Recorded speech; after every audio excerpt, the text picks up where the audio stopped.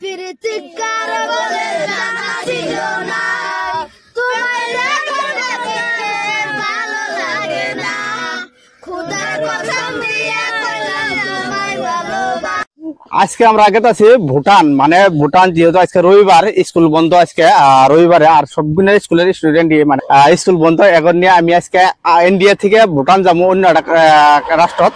আর মানে যেহেতু ছোট ছোট পোলাপান, এই পোলাপান গুলো মানে ভাবে যে আমরা একটা রাষ্ট্র যাই বেড়ে আহি, আঙ্গর যেহেতু ইন্ডিয়া থেকে ভুটান আঙ্গর বাড়ি থেকে 35 কিলোমিটার, মানে ভুটান যাবার গেলে একটা অন্য রাষ্ট্র। আজকে আমি সবকিছু নিয়ে ভুটান রাষ্ট্র একটা গেট আছি। সবে মানে কি কি নিয়ে আছে, ডকুমেন্টস কি কি আছে?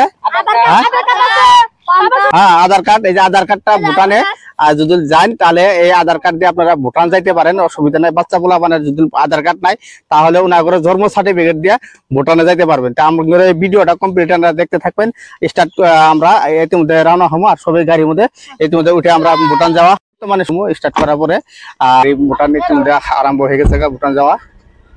আর আমি ভুটান যাওয়া আমরা আগে পাইলাম উদালগুড়ি টাউনে আর টাউনে আমি বর্তমানে যাবো এটিএম এ, কারণ ভুটান যাওয়ার গেলে তেলের দাম কম। আর আমি যেহেতু ভুটানে তেল ভরামো, আর আমি ইতিমধ্যে এখানে এটিএম এ ঢুকে যাবো। এটিএম এ ঢুকে যাওয়ার পরে আর এই যে টাউনের হলো মেন সিটি উদালগুড়ি, আর সিটি টাউন দেখছেন আপনারা, এটা মেন উদালগুড়ি সিটি টাউনে পাইছি। আর সামনে যাওয়ার রাস্তা আছে এখনো, মানে ভুটান গেতে আরো এর থেকে মোটামুটি 20 কিলোমিটার আছে আমি ভুটান যাওয়ার পাওয়ার আগে। ওটার সামনে দেখছেন একটা এটিএম।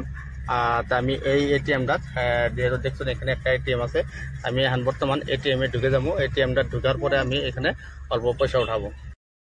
তো আপনারা সবই জানুন যে ভুটান গেলে হারে মানে ক্যাশ টাকা না জানাকে কোনো মানে ফোন পে চলবো না, গুগল পে চলবো না।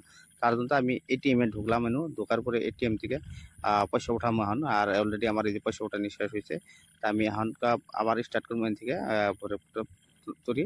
আপনারা ভিডিওটা স্কিপ না করে দেখতে থাকবেন আর কি। ভিডিওটা আমার যতটুক লম্বা হবে দেখতে থাকবেন, ভালো লাগবে ভিডিওটা দেখে হেরে।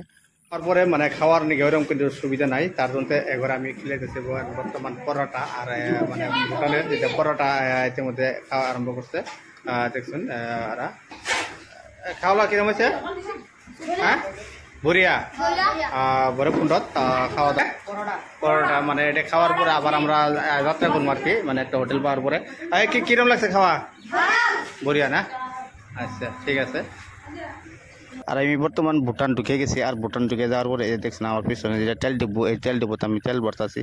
আর আমার গাড়ির মধ্যে কত টাকা তেল খায় দেখবেন। আর তেলের দাম ভুটান জানো যে বর্তমান 61 টাকা তেলের দাম বর্তমান ভুটান। আর এই যে আমি তেল ভরাইতেছি দেখছেন, আর 61 টাকা বর্তমান তেলের দাম ভুটানে, মানে বহুত কম। আঙ্গুর ইন্ডিয়া থেকে বহুত কম, প্রায় 30 টাকা কম। আর আমার অলরেডি তেল ভরা শেষ হয়েছে। তেল ভরাইলাম আর ইতিমধ্যে ফুল হয়ে গেছে মোটামুটি 2-4 দিন চলবো আর কি, মানে হয়ে গেছে তেল ভরানি।